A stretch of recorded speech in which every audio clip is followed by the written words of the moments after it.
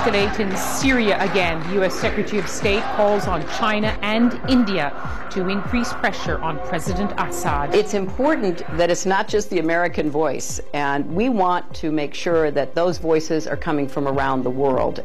I'm Lise Doucette. Welcome to The Hub.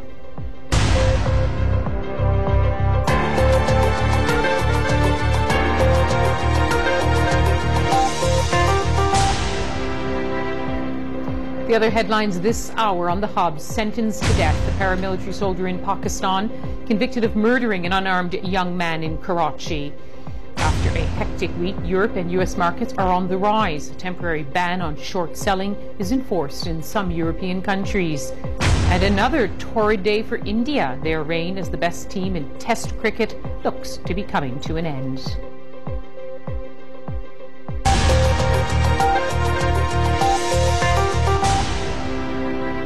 Hello and welcome to The Hub. We start with Syria. The uprising there has been going on for nearly 5 months, and there's no sign of it ending, quite the contrary. Protests against President Assad have taken place again in many parts of Syria after Friday prayers. There have been reports of security forces opening fire on protesters. In some areas, there have been reports of at least 7 deaths and possibly more. International pressure has been building on President Assad in recent days. After images of destruction like this, we saw that embassies from Saudi Arabia, Bahrain and Kuwait have all had their ambassadors recalled from Damascus. Earlier this week, Turkey's Foreign Minister Ahmet Davutoglu was in Damascus. He was pressing the case for reform as a friend of Syria and calling on President Assad to end the violence. And now the U.S. Secretary of State Hillary Clinton has been asking China and India to stop doing business in Syria's oil and gas sector. We're going to analyze the developments in a moment, but here's our Middle East correspondent, Jim Muir.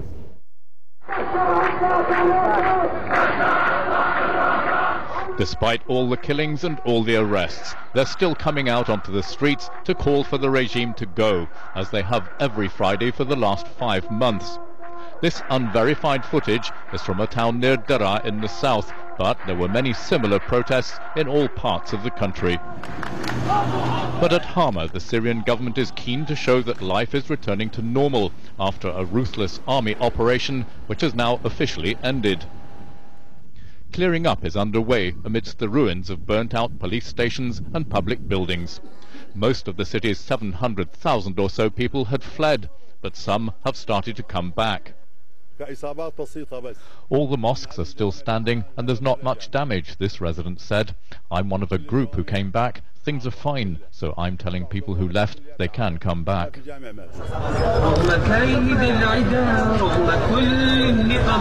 government may be back in control in Hama, but the spirit of defiance is still there. This unverified internet footage showed a peaceful demonstration outside one of the city's hospitals at midnight last night.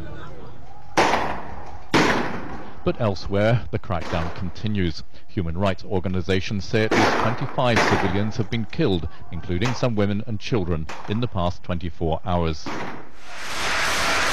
The Americans are becoming increasingly frustrated. They're tiptoeing around calling for President Assad to go now, because they know there's not much they can do themselves to bring that about. They're pressuring others to turn up the heat. But what we really need to do to put the pressure on Assad is to sanction the oil and gas industry, and we want to see Europe take more steps in that direction, and we want to see China take steps with us. We want to see India, because India and China have large energy investments inside of Syria. However hard the regime lashes out, the uprising keeps going on. It's nearly 5 months now since the revolt began at Daraa in the far south. That area has been crushed repeatedly. But the people there are still standing up in defiance. Jim Muir, BBC News, Beirut. Let's take a look at the other top stories this hour. Here's Peter Doby. Lise, a Pakistani court has sentenced a soldier to death for the murder of an unarmed teenager in the southern port city of Karachi.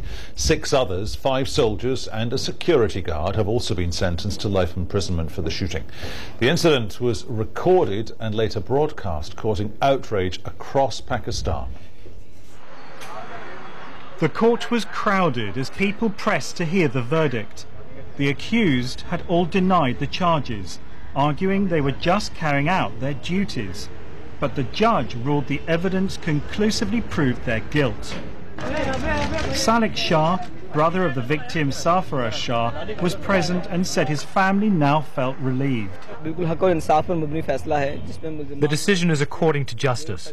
The man who killed my brother brutally has been punished with what he deserves, and the other accused, who left my brother to die, also got the punishment they deserve.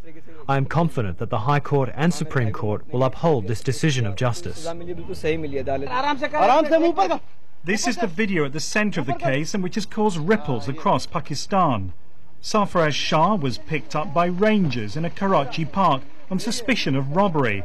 Some accounts said he was carrying a replica or toy pistol. Pleading for his life, he says, "Please don't shoot. It was a toy gun. Please don't shoot." The verdict of the soldiers is too disturbing to show in full. Sarfaraz Shah later died of his injuries. Pakistan is a country where the security forces enjoy huge powers, but Karachi's top security officials were sacked after these shocking pictures came to light. We cannot criticise the court decision, but according to the law it is the right of the accused that they can appeal in the High Court against this decision. We will appeal in the High Court and we are confident that these accused will be released. Human rights organisations say it's common behaviour for law enforcers to protect the police in situations such as this case. They're now demanding checks to stop such abuses in the future. David Campanale, BBC News.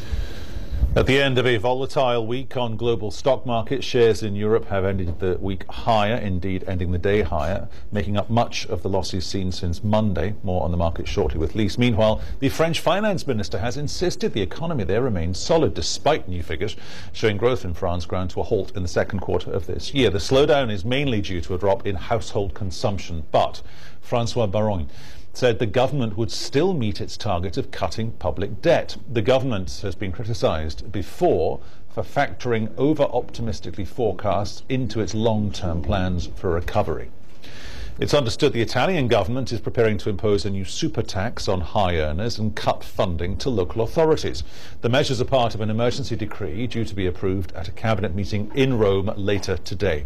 Sources say the Prime Minister, Mr Berlusconi, told local government representatives that Italy's budget will be slashed by 20 billion euros next year and 25 billion in 2013 in order to meet Eurozone constraints.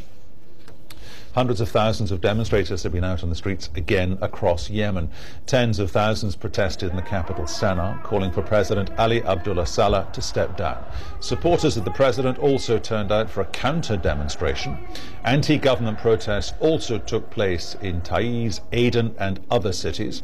Mr Saleh has been in Saudi Arabia since June when he was wounded in an attack on the presidential compound. Crowds of angry residents have clashed with the police in Guizhou province in the southwest of China in a dispute over parking regulations. Local reports say hundreds of people smashed police cars and blocked roads after a row between a motorist and city officials. State media said at least 10 people had been arrested. A court in the Netherlands has sentenced 5 Somali pirates to jail. The men were arrested in 2010 by a Dutch naval patrol in the Gulf of Aden. They'd been involved in the hijacking of a South African yacht off the Tanzanian coast and were given sentences ranging from 4 to 7 years. 2 members of the yacht's crew are still missing. I'm back with a reminder of the headlines in 20 minutes. Lise, back to you. All right, and we're going to stay with the story about the markets because financial markets in parts of Europe are today operating under new rules. It's a desperate bid to try to restore calm after a week dominated by turbulence and real fear of a market meltdown. In France, Italy, Spain and Belgium, short selling of major banks, that is speculative bets placed on a stock going down, has now been banned. Let's just look at that more closely. What is short selling and what does it involve? Well, put simply, traders profit from betting on the fall in a share price. They borrow shares or bonds, sell them, and then they buy them back when the stock falls and pocket the difference. The practice has been blamed for increasing recent market instability, and banning it is part of a wider effort by European governments to try to restore badly needed market confidence. Well, trading has ended for the week across Europe. Early signs have been encouraging. Some of the losses from the week have been recovered, but they still remain down overall. On the floor of the New York Stock Exchange is our correspondent Caroline Hepker. So a little bit more positive energy here on the markets today. Caroline, how does it look there? You're not finished yet for the day. No, there's still a few more hours to go here on the Dow Jones index on the floor of the New York Stock Exchange. We're actually up about 150 points. Now, this is the really strange thing, Lise. If we end up a little bit higher, let's say maybe about 300 points, then the entire Dow Jones for this week will have moved precisely nowhere. We will be the same this week as we were last week. That's despite the fact that Monday, Tuesday, Wednesday and Thursday we had huge volatility in the prices of stocks and shares here. And really all of that volatility is to do with concern about the US economy and with worries over the Eurozone. So some traders actually saying that it is good that short selling has been banned, at least for a very defined period of time, just 15 days, saying that that will give people a chance to breathe, to think about things. On the other hand, some people say, look, short sellers aren't all bad. They actually bring liquidity, buyers and sellers, into the market. They help the fluidity of market trading, and that, at most of the time in the year, is really necessary. And if you look ahead to next week, Caroline, is anything coming up, any figures, any statements expected that could possibly have an effect, trying to ease this volatility across the markets?